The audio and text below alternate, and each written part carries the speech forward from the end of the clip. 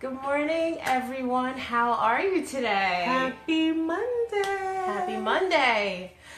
Yes, we just wanted to say, let's get it. It's Monday. I hope you're excited. It's a new week. If you didn't hit it last week, you'll hit it this week. Don't even stress about it. And I'm saying fresh because I need that encouragement this morning.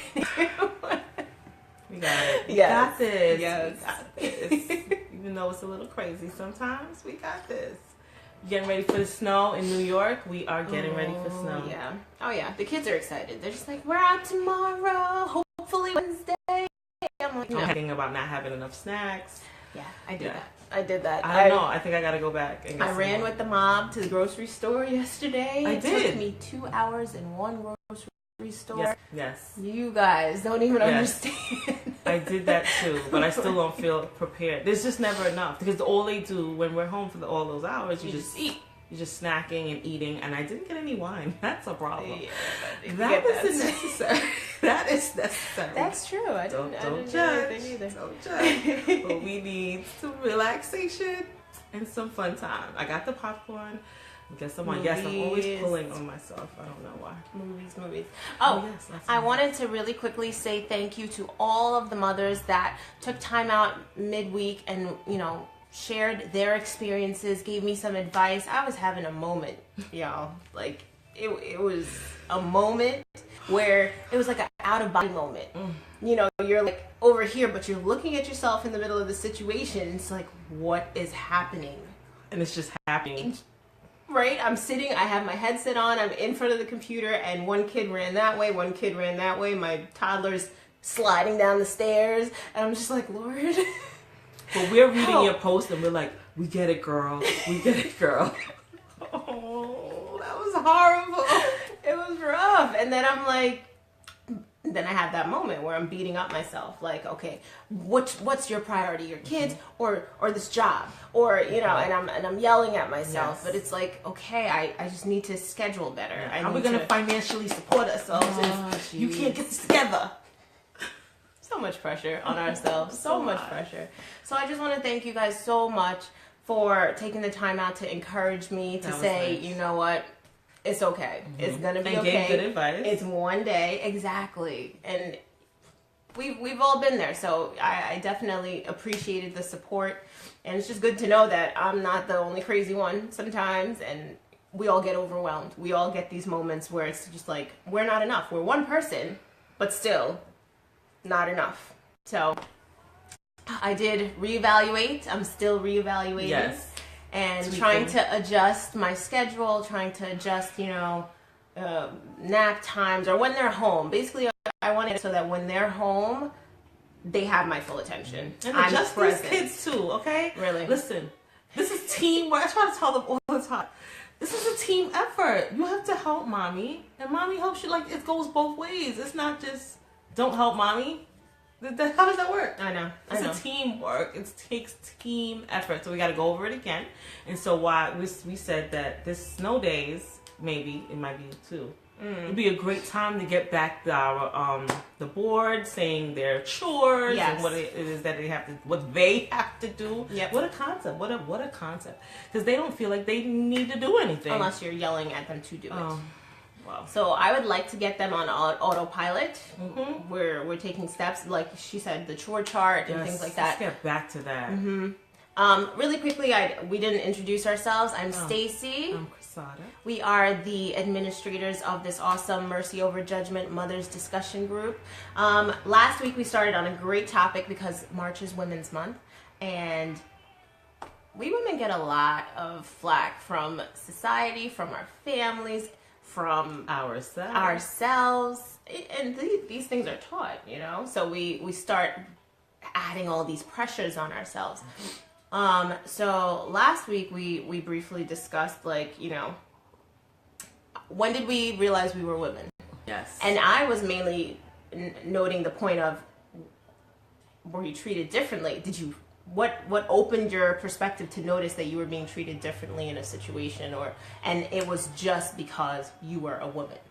And I was bringing up how I started realizing what brings us together. Mm-hmm. What really what was similar about us, what only us as women can do, relate to, what we can relate to, experience. Yes. And so that togetherness, that feeling, that being a part of that club of women and realizing we are really different from men. So that's what we discussed last week. Yeah. So this week, I mean, the conversation continues mainly because there was a lot to cover. And what we wanted to focus on today was the expectations placed on girls versus boys. And I wanted to look at, as we were being raised. Yep. And then, throughout school and through, where did you start seeing these little nuances and these little things that separated you? Yes. And it wasn't separate but equal. It was just separate, and you get different treatment because all woven within our society, all woven within our homes, with everything. Like, we just learned behaviors. It's just what it is, what you're supposed to do. Find your space. Right. And like you said, in our homes, it started there. So mine was glaring to me because in my home, I was being raised with a bunch of boys. So it was like outnumbered. I was 5 or 6 boys to me. And there was just this focus, whether it was my mother or it was, aunts and uncles, cousins. You go to family things, and the first thing they would point out to you, they would look at you, and then be like, "You got fat." Or, why you so mager? What? Yeah, you're not eating? Or they, pull on your collarbone, or, just random things. And they were constantly critiquing your body. Oh, why's your hair like that? No. Something, your body, it was very physical appearance, constantly pointing out something about you. And not in a very positive light. No. And if it, I don't know if it was our cultural experience, but if it was a positive thing, it would be like a half compliment or a backwards compliment, where it was, you don't look so bad. I'm like, what happened today? You're looking better. Yeah. Thanks. Yeah. So I guess I'm always looking terrible. Yes. Today. Not so terrible. So that was good. But I became, through middle school and high school, I constantly focused on my weight. And I focused on, I had to look a certain way. I had to be fully primped and proper. I had to be upkept in my clothing and in my face, like makeup and things like that. And it was a big, I know weight was a big thing in my household. And it was weird to me because I'm like, all the older women were heavy. Yeah. So I'm like, are you trying to warn me because you don't want what happened to you to happen to me? Like, it's this just like a death sentence or something, like, make sure, you don't eat all that food. I can't eat food. Like, or they telling you to eat everything and still need to be skinny. Yeah. It was so all over the place. And then I would notice my brothers never got this body focus. Ever. There was never a critique on, oh, you're looking muscular. Like, I don't know if he gained weight. Oh, you're eating good. Come eat some more. Like, but yet it was a criticism for women. Well, in my household. And so I had this negative focus, body focus, and people would criticize just random things like, oh, your nail beds or your toes aren't there. I'm like, I had no say in these things on my body. Yes. So you're criticizing that I have boy hands. Our elbows were too dark. Like, what am I supposed to do about my hands? No. Pinch your nose. It's too wide. No, that was a whole different other focus. But yeah, it was just this weird thing that they would, and they would do it in front of other people. So it was a weird body shaming thing, and you expected it. Like, if you're going to a family event, you know that somebody's gonna say something about your outfit or about your weight. It was just expected, and just be ready for it, and just smile and nod, and keep it moving. But how often can you take these things without it getting into your back of your mind? But what about watching TV and stuff? I mean, when we were growing up, there wasn't a lot of black girls on TV. And my thing was the hair. Like, I put the stockings so I could have long hair. Like, you know, Charlie's Angels and stuff. Yes. And so you felt different. You felt out of place. But Judged. mine was like, I didn't think there was anything. That's just how it was. Yes. So I didn't think anything really of it. Right. Like, why could I have hair like that? And why, you know, I would wear my braids all the time. At least it's flowy. You know? Something like that. But that's a whole different, you know, animal in itself. Yeah. We were just talking about, like, men. They didn't have this constant pressure to be perfectly viewed. He can wear his dirty shirt after practice and be fine. While you're like, you're a girl, you should keep yourself better. You know? Like, just this, you had to be perfect. That's interesting. I guess you're right. You know? And while they didn't have those same standards. Those are extra pressures that you're carrying with you. Right. Just thinking, what are they going to say about me? I hope I'm okay. And you spent all this extra time to make sure you're okay, and they still find something to say. So we were also talking about academically. Oh, yeah. How you kind of had to, just because you were a girl, you were expected to be smart and know what to do. No one has to be looking over your shoulder to tell you anything. You know, the boy is like, make sure you know. You tell him to. What?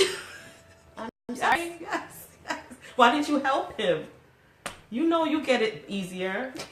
It's like, you got it. And so I had a lot of guys in middle school and high school play this card like, oh, you're just so smart, and like flirting with me and da-da-da-da, just to get me to do the work for them. And it really bothered me because I'm sitting here like, I stayed up late doing my homework. You asked me to help you, so I'm trying to help you understand it, but you don't want to understand it. You want someone to do it for you. Or just let me copy it. Wait a second. But I did the work. Like, it would bother me to no end. I did it? Yeah, sometimes. A lot of times. But it really bothered me. But something was kind of wrong with you if you were the girl and you weren't smart, you weren't getting certain kind of grades. Right. It wasn't looked on right. Like, what do you have to get your grades up? No? I guess boys too, but not girls. You're supposed to. You're just supposed to. Just naturally get it. I don't know how that works. Which is weird. I just hated the expectation that, you know, you were required to help him. Yes. Just required to help, whether it was my brother. And, okay, at home, oh, you know, you iron it better. So help me iron my shirt. And you were just supposed to help him all the time. Do whatever he needs to do. Because you do it better. Of course. Always that card. Like, okay, but if he doesn't practice it, how does he get better? Exactly. And where does that go? Into his future marriage. Yes. And good luck, wife. Yes. Because it was always deferred to either mom picking up the slack for you know, husband or child, and or sister or some other woman in their lives, girlfriend, and it just carried on. It just keeps going. You doing everything for them. Yes, they're not expected. But that expectation was placed on me by the authorities, by my mother, by some teachers. Oh, you're good at this. Show him. Yes. And then when you go to show him, he doesn't really want to be shown. He just wants you to do it. And it's just like, this is nonsense. This makes no sense. So this constant having to do more to be recognized and to even be on the same playing field while they got it by default made no sense to me. I know, but then it just seems like the thing you're supposed to do after a while. Like, you're not that much of a woman if you can't do it all. That popped into my head this morning badly, because it was just like, women come at each other with that, I could fry up the bacon and I could I could work full time and come home and cook. So you're doing 2 and 3 full-time jobs, and who are you proving what to when you're dead tired? Yes, but I've noticed this on phone calls and interactions with other women. We're almost like figuring out how much did you do? I did more than you. Yeah. How much did you do? And we're just like competing on how much we do, complaining about it, but also saying like, yeah, we're awesome. We can do 20 things and work a full-time job and do this and do that. And I'm out of that game. I told people already. That Superwoman cape, y'all can have that. I took mine off and put it to the side over there. For real. No, take it off. It's not worth it. You're just killing yourself because you start resenting people in your house for not helping you with stuff, but then you still want to do everything. Exactly. But it was that thing. You're subconsciously trying to meet other people's expectations. Yes. So you do it a few times, and then now they expect you to do it all the time, but it's not humanly possible to constantly run at that level of... Plus, it's a learned behavior. And there's many times I even say, how did my mother do it? And they did it, so why can't I do it? So that happens too. Yeah, and I see my mom now. Like, she burnt herself out. Like, she's, aged before her time. Like, completely ran down. And that's not the life I want. I want to be vibrant and active with my grandchildren. I want to be present and, with my kids, not saying, I did a full-time job, I came home and cleaned, I did this, I did that. But your mother would still say to you to this day, why isn't this place running like a well-oiled machine? Why aren't you doing 20 million things? And because that's what you're supposed to do. She doesn't see anything really wrong with it. Yeah. And I just have to remind myself that was the old way of thinking. And I see where it got her, and I see where it got others like her, and I'm not co-signing. No. I'm not jumping on that boat, and I'm not going to let you make me feel guilty about it. We almost have to rewrite the story. Oh, yeah. A lot of this story needs to be rewritten. Some of it we keep, of course, but a lot of it we have to rewrite.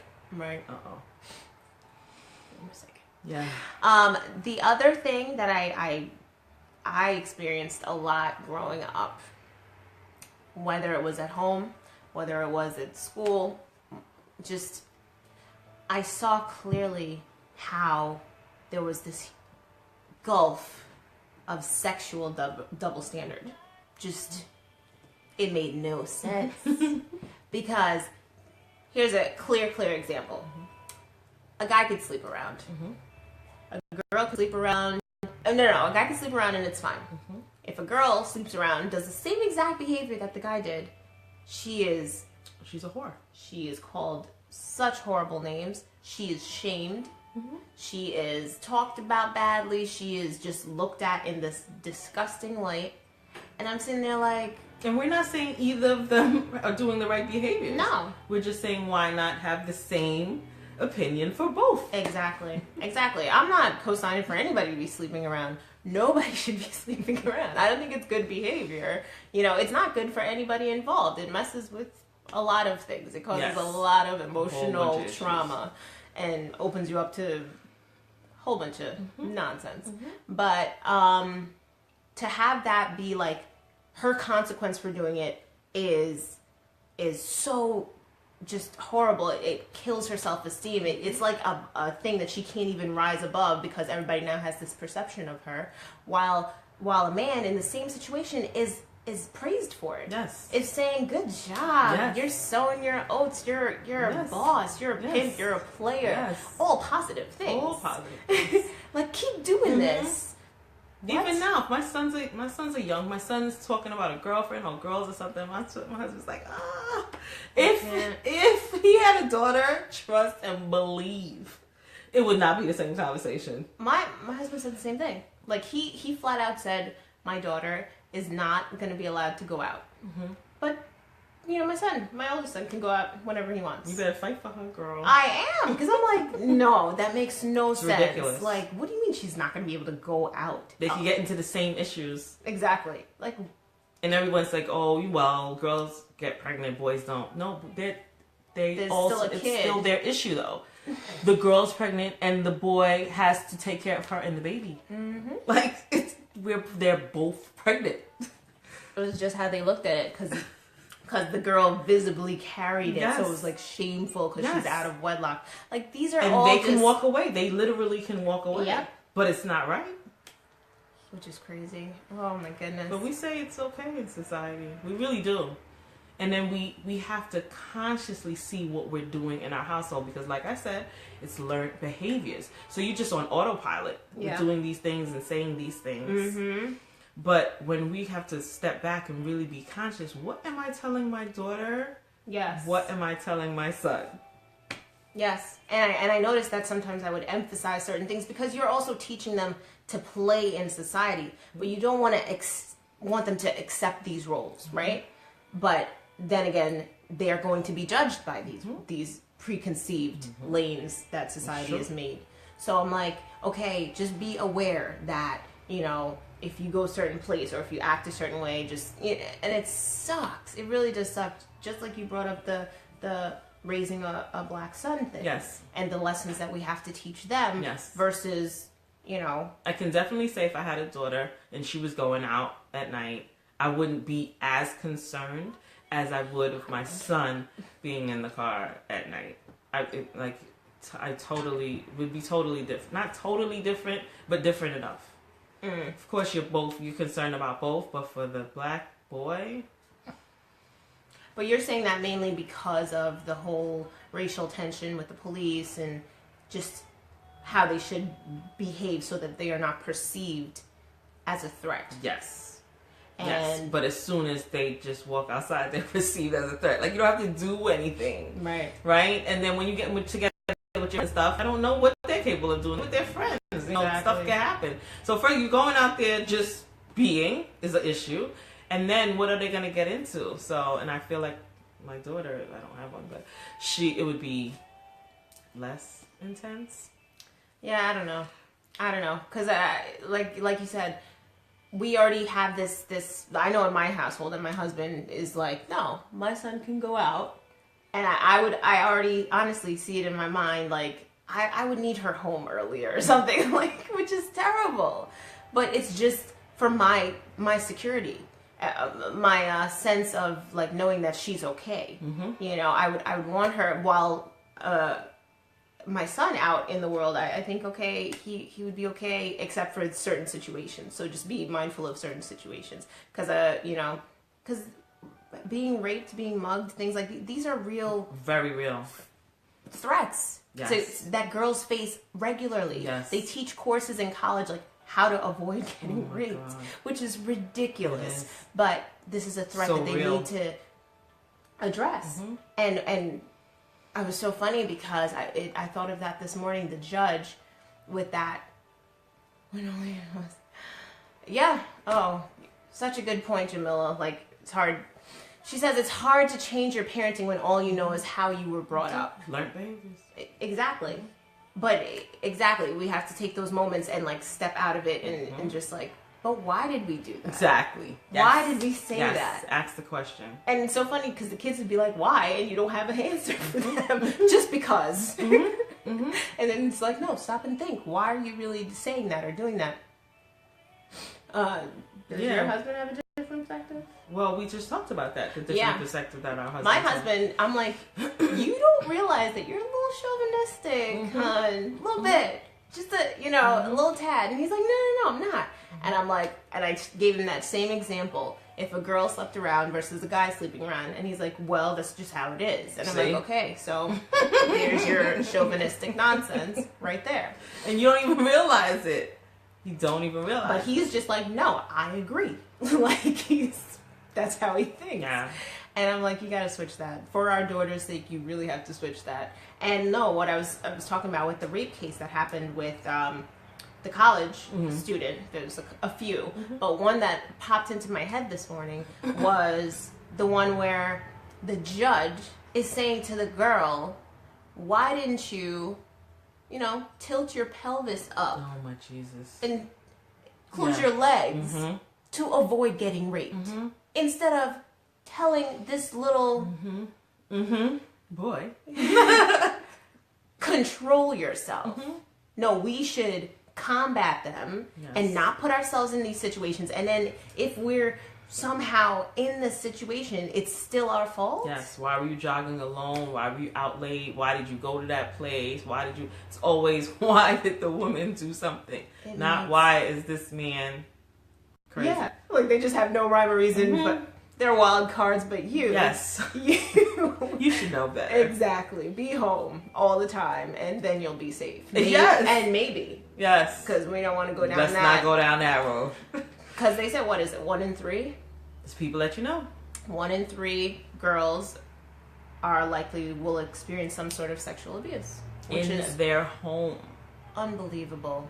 Like, so men are just, it's okay. They can't really control themselves. I don't like that idea. That is not that doesn't sit well with me. That's not a good excuse. That's control your urges. And there should be standards to, you know. You miss nothing. No. So yeah, we're just talking about the different roles society and families place on boys versus girls.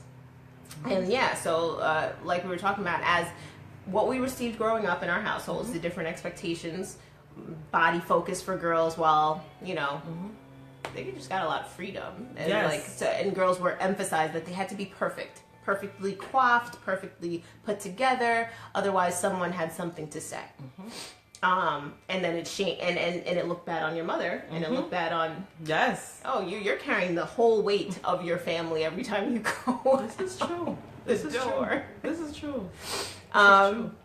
It was just crazy. And then we were talking about society's just double standard with sex. So if a girl is promiscuous, or even just dresses, you know, a certain way, she shouldn't. It's so crazy. It's so crazy. No, you're right, Judy. It's unbelievable, the double standard that they place on. Why can't she wear a low cut top without you thinking that that's an invite to touch? How does that work? Like, that's not okay. You know, that's not okay. You're not gonna touch me and grope me and curse me out because I didn't say hi to you back to you because you whistled at me. What is that? What is that? So you don't have to be a gentleman, and I should always be, you know, what is the word? Just very compliant. Just very compliant. And accepting of your behavior. Yes. And if I'm not, then I'm a TCH, and I think I'm all that. Yes. And because I know a lot of times when I'm in the street, I'm like, hello, good morning. Just try to be nice, because they will curse you out. They will curse you out, and that's just ridiculous. It makes no sense. Like, I didn't answer to Shorty. God. Yeah. I didn't. I'm not interested, so I kept walking. Oh, you don't hear me? Like, all this stuff. But thankfully, this generation, they're all online, so they'll just harass you online. Yes, which is even worse. The bullying and the shaming that goes on online. Jeez. Yeah. Woo.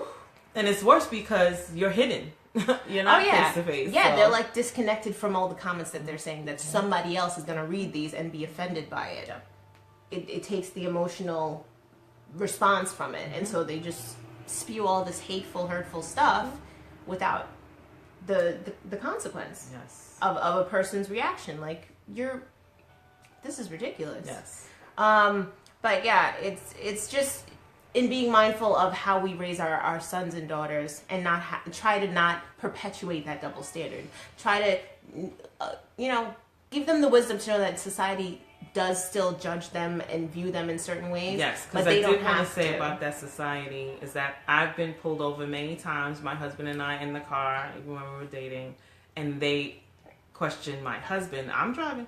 They're questioning my husband and asking him for his information when I'm driving. And not even, this has happened way more than once, because they're looking for someone and whatever. I mean, just insanity. So, yes, I am more afraid when my son goes out than when my daughter goes out in the car, because I just feel that they're under attack. I've just experienced it so many times.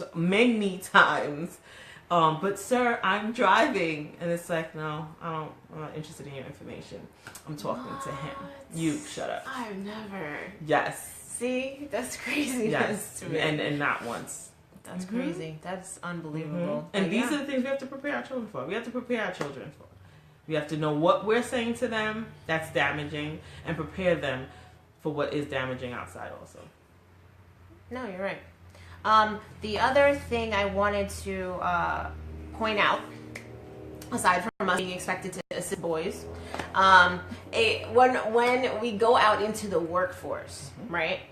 Business wise, I've noticed that women have to find what works for them, and some have tried to go the route where they dress very masculine. This is true. And they do certain things to imitate their masculine counterparts, Yes. as in because it's their they feel that they're more respected. That's they're not what it looked is. at as sexy, or they want to make sure that they make it clear that they're about business. So you have to wear a pantsuit all the time. Pantsuit all the time. And not a lot of colors. Stern face.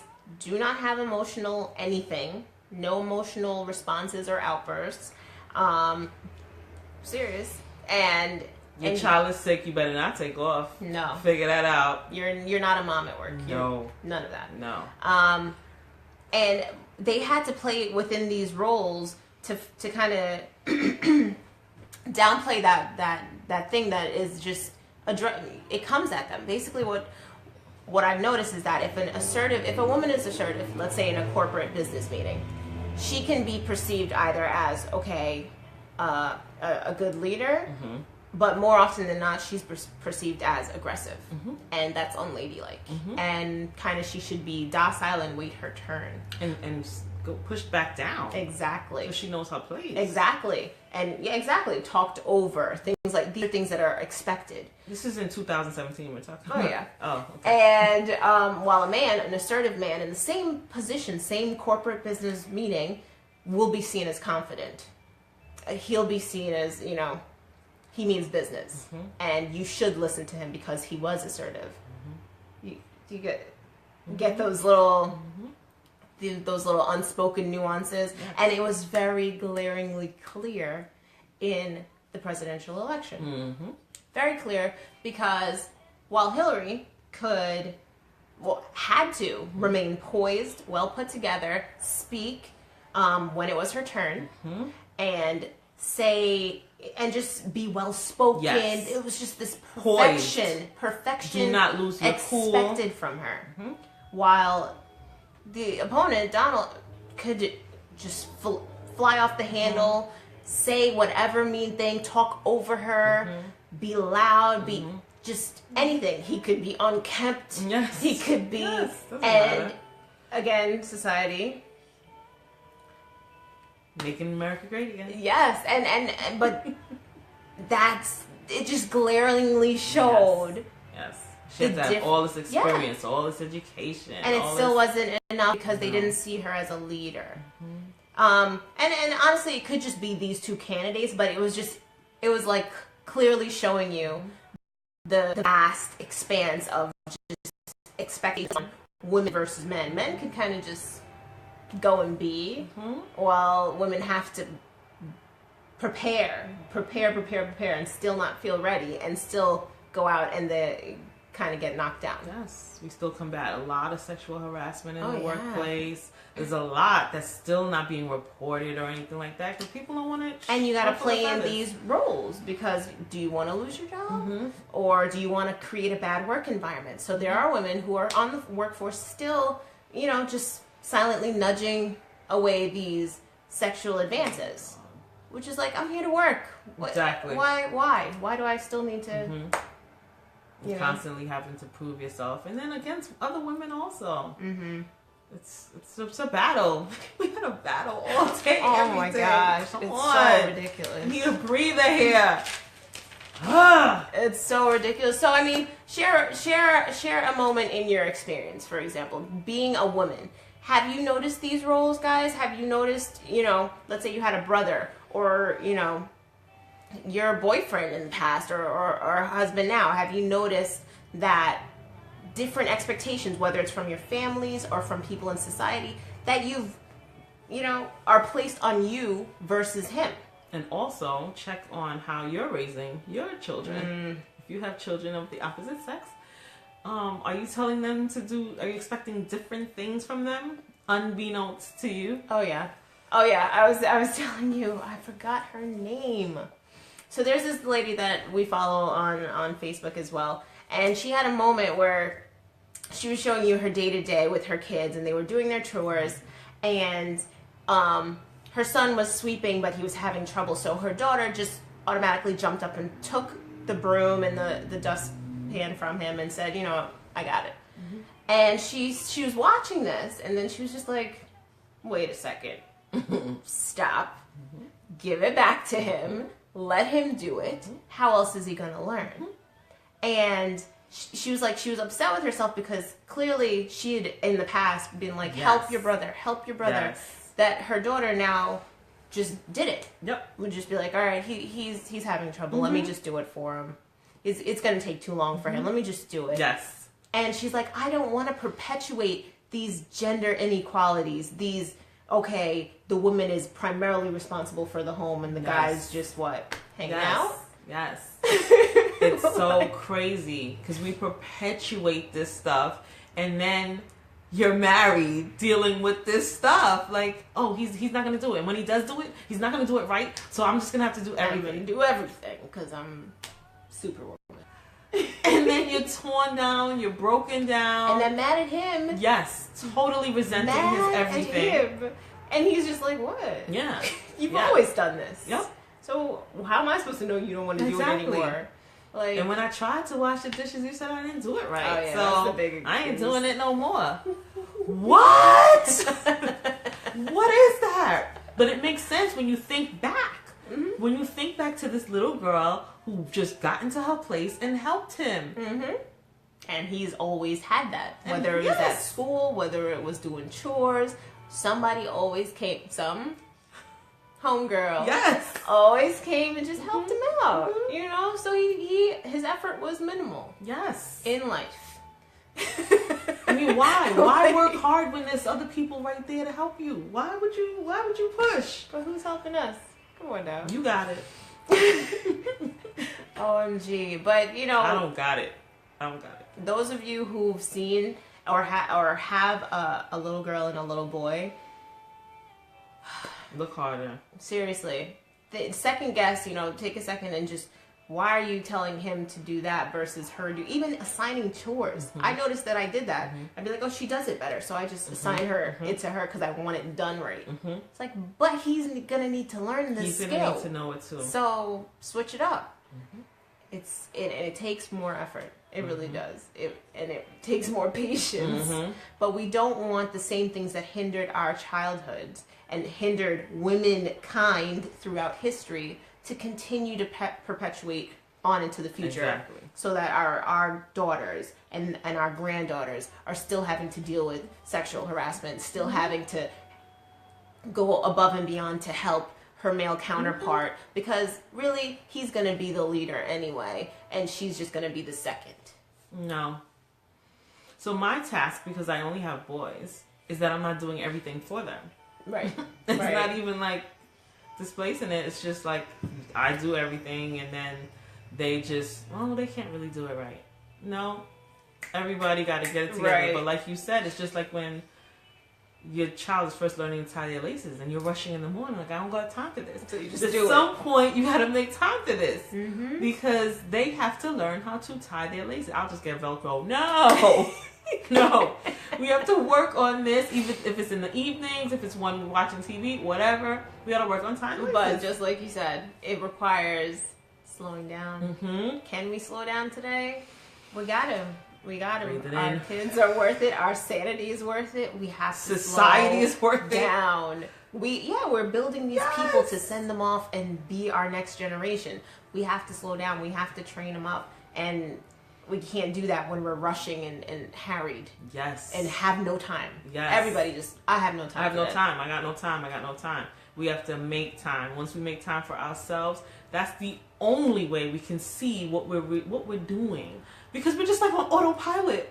What's so funny, I've noticed a lot of women lately that I've come in contact with either decided to step out of the office environment, the generic 9-to-5 model, because they had kids or because their home life, things were switching for them. And they were just like, look, I have to make this decision. I either have to work from home partially, they're slowly just separating themselves from that model. And we're in an age where, the internet's there. We can kind of devise the work that best suits our family. And it does take, it's not easy. I'm like a pioneer trying to make it happen for my family. But if it's worth it to you, and we know it is. So just look where you can modify your schedules, where you can adjust things so that again, you have to take time out, take a breather, so you can assess. We constantly have to assess. And Stacey made that clear to us again this week. That we're constantly assessing and reassessing what's working, what's not working. Throw away what's not working. Let's start something new. That's just we have to do for ourselves, for our family, for ourselves first. For our families after. We have to. There's just no other way. Yeah. So that's really what I wanted you guys to just focus on today. Even wherever you are, you're at work today, you're at home, start thinking about these things in that arena where you are. Are you noticing these little nuances? I'm not sending you out to just be mad at all the men you see today, but to start being aware that you're not subconsciously falling into this role. And these expectations that people have placed on you. And it does help you to kind of see, are you living out your best, or are you falling in line with everybody else's expectations and being bitter and resentful towards. And just question, like she said, keep asking yourself why. Because there's certain things that are traditional roles that I definitely am all for. I'm not taking out no garbage. I'm so sorry. I'm not taking out garbage. True story, though. And if I had a daughter, she wouldn't be taking out garbage. Yeah, I don't really like yard work, so... Exactly. And but some people do. Yeah, exactly. So it's whatever works what for works you. for you and what works for your family. So that's why you have to sit and try to really figure that out. Because sometimes we don't even really know. I know. We just do what they told us to do or whatever. But... stand for what you think. I am not taking out garbage. Yeah, I do enough. So you can handle that, please. Yes. And so we need to figure out what we really want to do. Like, and my husband is so adamant about this washing this dishes business. He's not washing dishes. Yes, it's annoying, but I'm kind of getting over that because the kids are getting older and they need to wash the dishes anyway. A dishwasher. Yes. So whatever. Awesome tool. Some things we gotta let go. Pretty much. But yeah, so we're going to continue our women-focused discussion for this month. Next week, our relationships, ladies. So this just falls right exactly, because this was how we were brought up. So what lane have you fallen into in your house as wife? What roles are you guys playing as mother versus father? Are you playing mother and father? Are you the primary disciplinarian? Are you get what I'm saying? What are we just subconsciously doing because more is expected of us in the home? And we go into talking about how it's 2 full-time jobs. We are also expected to work outside of the home full-time and then come home and be primary nurturer. Yeah. And sex slave. Oh, throw that in there. So yeah, we'll continue this discussion next week. Thank you so much for joining us, and I hope you have an awesome day and a blessed week ahead. You will. Yeah, decide. Yes. I'm gonna be happy this week. Exactly. I'm gonna get it done. I'm gonna be productive. Don't start with that. I'm gonna do a million things. Yes. A million things that I want to do at my pace. There you go. Have a good day, ladies. We love you. Talk to you soon. Bye-bye.